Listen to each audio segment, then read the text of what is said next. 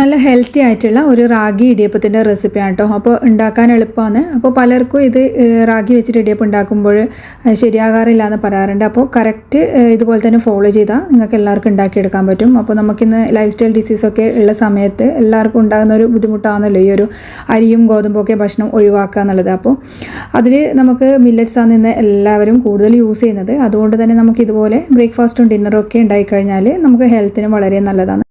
അപ്പോൾ ഇത് നമുക്ക് എങ്ങനെ ഉണ്ടാക്കുന്നത് നോക്കാം. അപ്പോൾ ഒരു ബൗളിലേക്ക് നമുക്ക് റാഗിപ്പൊടി ചേർത്ത് കൊടുക്കാം. അപ്പോൾ റാഗിപ്പൊടി എടുക്കുമ്പോൾ നമ്മൾ സൂപ്പർ മാർക്കറ്റിലൊക്കെ വാങ്ങിക്കാൻ കിട്ടുന്ന റാഗി അപ്പം ഇടിയപ്പം പൊടി ഉണ്ടാവും കേട്ടോ, അതാണ് നമ്മൾ യൂസ് ചെയ്യേണ്ടത്. അപ്പോൾ ഞാനിവിടെ ഒരു 1.25 കപ്പാണ് കേട്ടോ എടുത്തത്. ഇനിയിപ്പോൾ റാഗി നിങ്ങൾക്ക് വീട്ടിൽ തന്നെ കഴുകി ഉണക്കി ഇതുപോലെ പൊടി ഉണ്ടാക്കാൻ പറ്റുന്നതാണെങ്കിൽ അത് എടുക്കുന്നതായിരിക്കും നല്ലത്. ഇനി ഇതിലേക്ക് ആവശ്യത്തിനുള്ള ഉപ്പ് നമ്മൾ ചേർത്ത് കൊടുക്കുന്നുണ്ട്. പിന്നെ നമുക്ക് നല്ല തിളച്ച വെള്ളം ചേർത്തിട്ട് കുഴച്ചെടുക്കണം. കുഴച്ചെടുക്കുക എന്ന് പറഞ്ഞാൽ നമ്മളിതിലേക്ക് സാധാരണ റാഗി നമ്മൾ ദോശയൊക്കെ ഉണ്ടാക്കുന്നത് പോലെ ഒരുപാട് വെള്ളം ഒഴിച്ചിട്ട് മിക്സ് ചെയ്യാട്ടോ ചെയ്യുന്നത്. ഒരുപാട് വെള്ളം എന്നല്ല, അതിനൊരു കണക്കുണ്ട്. അതായത് 1 കപ്പിന് 2 കപ്പ് വെള്ളമാണ് ഒഴിക്കുന്നത്.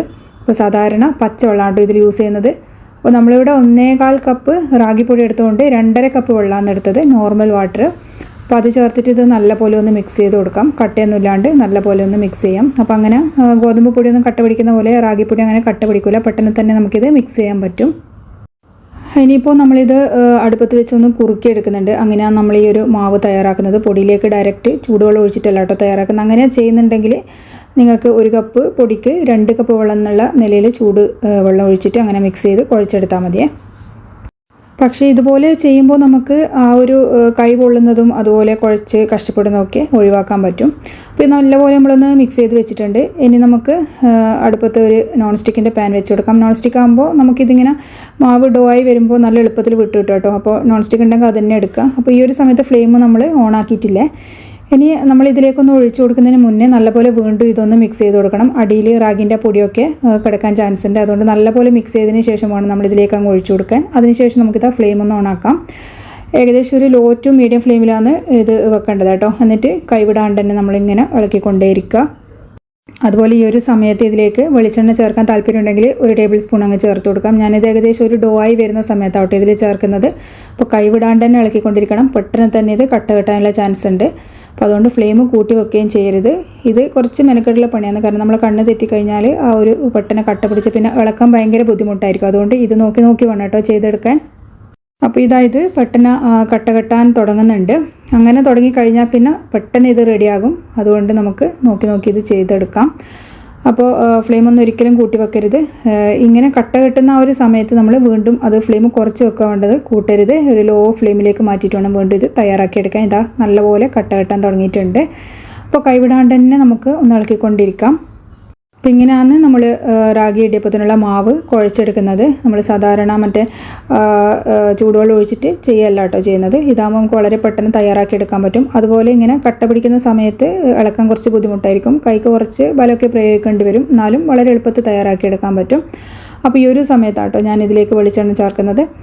അപ്പോൾ ഇനി നമുക്ക് ഈ ഒരു പാനിൽ നിന്നൊക്കെ വിട്ട് വരുന്ന ആ ഒരു പരുവത്തിലാവുന്നത് വരെ ഇത് നല്ലപോലെ ഒന്ന് മിക്സ് ചെയ്തെടുക്കണം.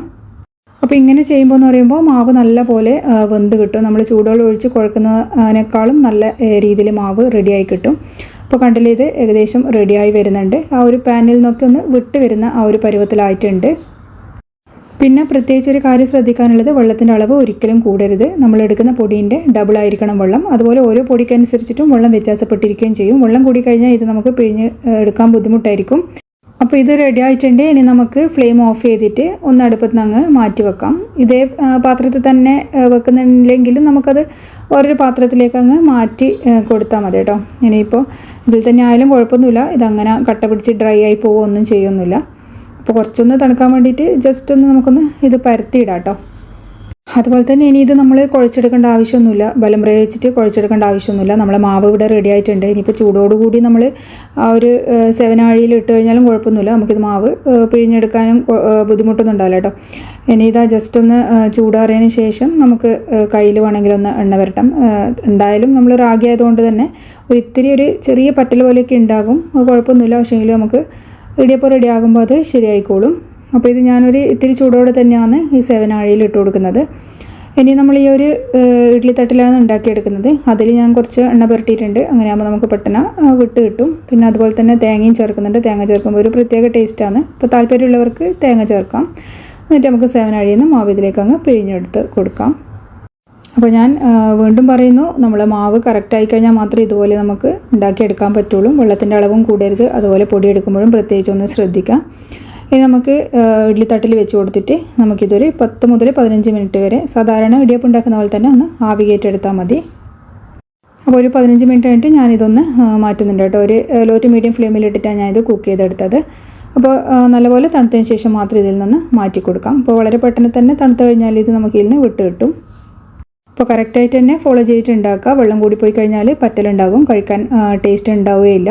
അപ്പോൾ ഇതാ നമ്മൾ തേങ്ങയൊക്കെ ചേർത്തുകൊണ്ട് തന്നെ നല്ല ടേസ്റ്റാണ്. നമ്മൾ സാധാരണ ഇടിയപ്പത്തിന് കൂട്ടി കഴിക്കുന്ന ഏത് കറി വെച്ചിട്ട് നമുക്കിത് കഴിക്കാം. നമ്മൾ സാധാരണ അരിപ്പൊടി വെച്ചിട്ടുണ്ടാക്കുന്ന ഇടിയപ്പത്തിൻ്റെ ആ ഒരു ടേസ്റ്റൊന്നും ഇതുണ്ടാവില്ല. നിങ്ങൾക്കറിയാമല്ലോ, റാഗി എന്ന് പറയുന്നത് കുട്ടികൾക്കൊക്കെ ബുദ്ധിമുട്ടായിരിക്കും ഇത് കഴിക്കാൻ വേണ്ടിയിട്ട്. എന്നാലും ഹെൽത്ത് വൈസ് വെച്ച് നോക്കുമ്പോൾ നമുക്കിത് നല്ലത് തന്നെയാണ്.